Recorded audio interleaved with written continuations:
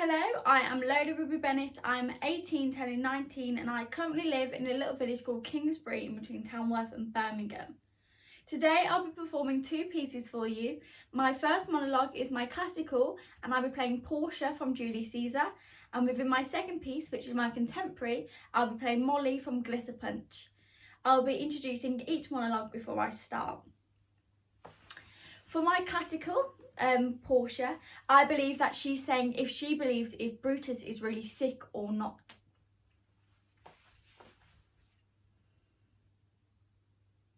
Is Brutus sick? And is it physical to walk unbraced and stuck up the humours of the dank morning? What? Is Brutus sick? And would he steal out of his wholesome bed to dare the vile contingent of the night and tempt the roomy and unpurged air to add on to his sickness? No, my Brutus, you have some sick offence in your mind, which by the right and virtue of my place I ought to know of. And upon my knees I charm you, by my once commended beauty, by all your vows of love, and that great vow that did incorporate and make us one, that you unfold to me, yourself, your half. Why, you are heavy. And what men tonight have had to resort to you, for here had been some 6 or some 7 that did hide their faces, even from the darkness.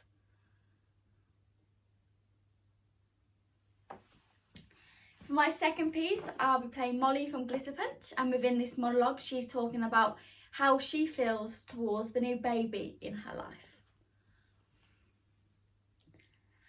I'm in his room. We're on the bed and he's smoking out the window that's next to the bed on his side.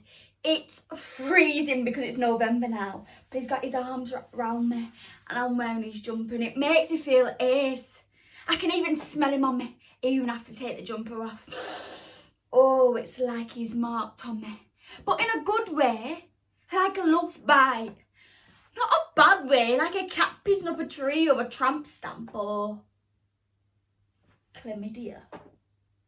There are these pills next to his bed because he used to have to take happy pills, but he hasn't needed them since he met me, which makes me a little bit confused, but mainly feel all rosy inside and only a little bit sad that someone as cool as him ever had to take happy pills to begin with. When my brother came out, my mum, like, I was in the room when it happened because, well, Nobby Steve was meant to be the birthing partner, but he got too pissed the night before and not come home. And I love Mum. I do. Even though she gives Nobby Steve too many chances, I love her. So when I went with her to the hospital and I stood in the room where she, like, pushed him out and that, I stood at, like, the vag end, where all the blood, the gore, the shit, the water, because he came out in water like I did, which is meant to be quite rare, actually. Meant to be a lucky sign, but I've never felt luckier out. And I think it's one of those moments that John was talking about where I'm meant to feel like, I don't know, overjoyed, happy like. But my main feeling, my only feeling, was that I was jealous. Jealous of this little baby that hadn't fucked up or been fucked up and had every chance to turn out amazing.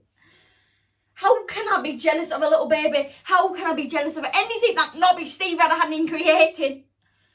But I was like... And I knew for a second I never wanted to ever have to take John's happy pills. And I knew I didn't want him to ever have to take them again either. And I wanted to tell him all this. But I'm just Molly and I'm shit with words and my tits are too small. So I just say, yeah,